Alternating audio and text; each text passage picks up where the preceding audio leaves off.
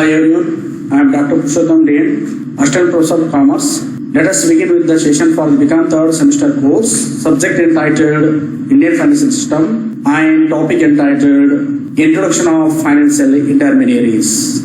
A financial intermediary is an entity that facilitates a financial transaction between two parties. Such an intermediary or middleman could be a firm and institution. Some examples of financial intermediaries are banks, insurance companies, pension funds, investment banks, and more. One can also say that primary objectives of the financial intermediaries is to channel savings into investments.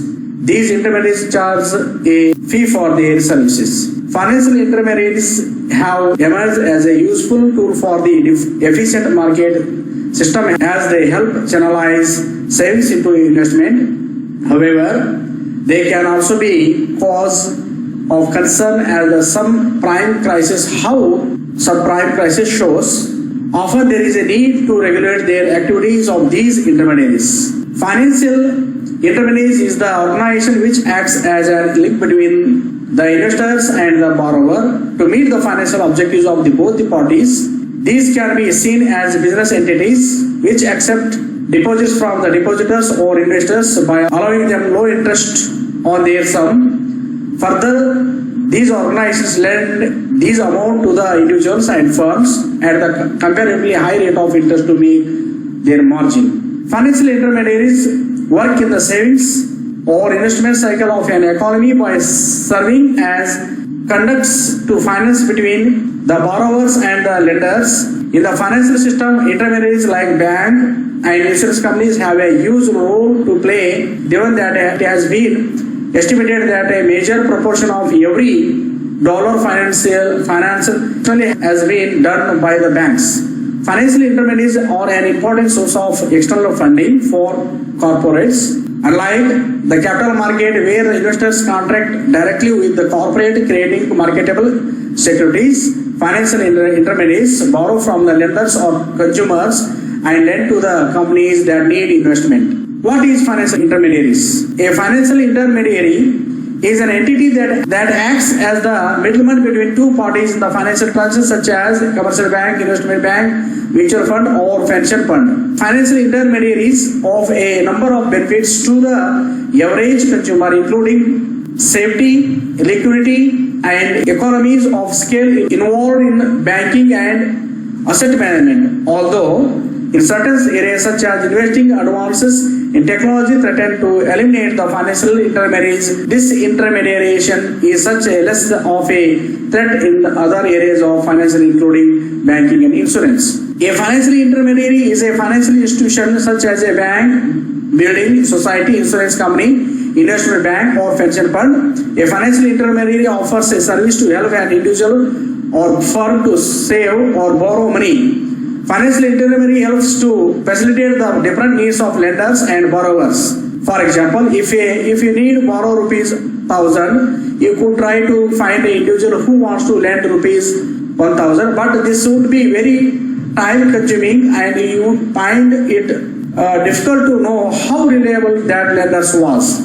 Therefore, rather than look for the individual to borrow a sum, it is more efficient to go to bank to borrow money. The bank raises fund from people looking to deposit money and so can afford to lend out to those individuals who need it. It means financial intermediaries serve as a middleman for financial transactions, generally between banks and funds. These intermediaries help create efficient markets and lower the cost of doing business. Intermediaries can provide leasing or factoring services but do not accept the deposits from the public.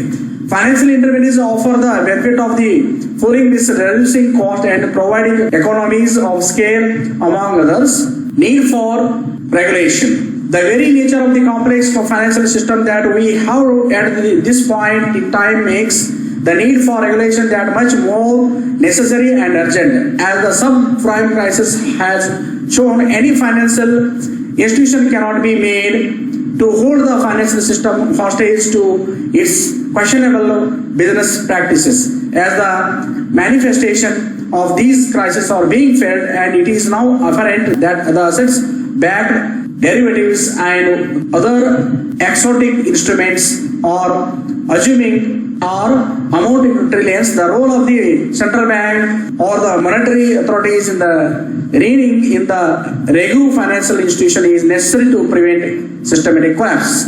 A capital becomes mobile and unfettered. It is the monetary authorities that have to step in and ensure that there are proper checks and balances in the system as to prevent losses to investors and the economy in general. Recent trends in the evolution of the financial intermediaries, particularly in the developing world, have shown that these institutions have an important role to play in the elimination of the poverty and the debt reduction programs.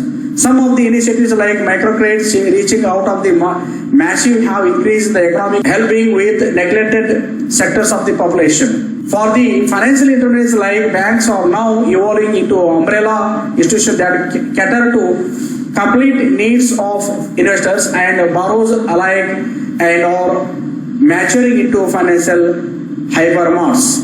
How a financial intermediary works. A non-bank financial intermediary does not accept the deposits from the general public, but the intermediary may provide the factoring, leasing, insurance plans, other financial services to the needy people of the financial sector.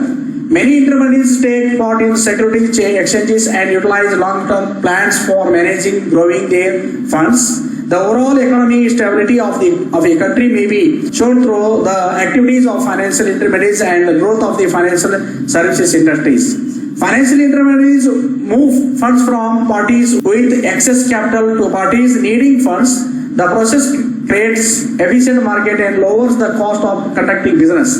For example, a financial advisor connects with the clients through purchasing insurance, stock, bonds, real estate and other assets. Banks connect borrowers, lenders by providing capital from other financial institutions and from the Federal Reserve. Insurance companies collect the premium for policies and provide policy benefits.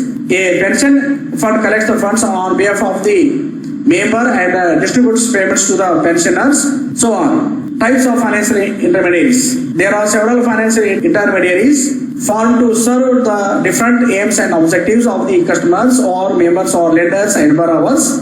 These entities are explained in detail. These entities are banks, credit unions, non-banking financial companies, stock exchanges, collective investment schemes, mutual fund companies, insurance companies, financial advisors or brokers, investment bankers, escrow companies, pension funds, and building societies. See, now we are discussing one by one. First is banks. Banks, the central and commercial banks are the most well-known financial intermediaries, simplifying the lending and borrowing the process along with providing the various other services to its customers on a large scale. Trade unions. These are the cooperative financial units which facilitates lending and borrowing of funds to provide the financial assistance to its members. Non-banking companies. A NBFC is a financial company engaged in the activities such as advancing loans to its clients at a very high rate of interest. Stock exchange. Stock exchange facilitates the trading of the securities and stock, and in every trading activities it charges the brokerage from each party, which is its profit. Mutual fund companies. The mutual fund organization club that amount collected from various investors. These investors have identical investment objectives and risk-taking ability. The funds are then collectively invested in the securities, bonds, and other investment options to ensure a capital gain in the long run. Insurance companies. These companies provide insurance policies to the individuals and business to secure them against accident, death, risk, uncertainties, and default. For this purpose, they accept deposits in the form of premium, which is pooled into profitable investment to gain returns. The insured persons can claim the money in case of any mishap or as the agreement. Financial advisors or brokers. The investment brokers also collect the funds from the various investors to invest it in the securities, bond, equities, etc. The financial advisors even provide guidance and expert opinions to the investors.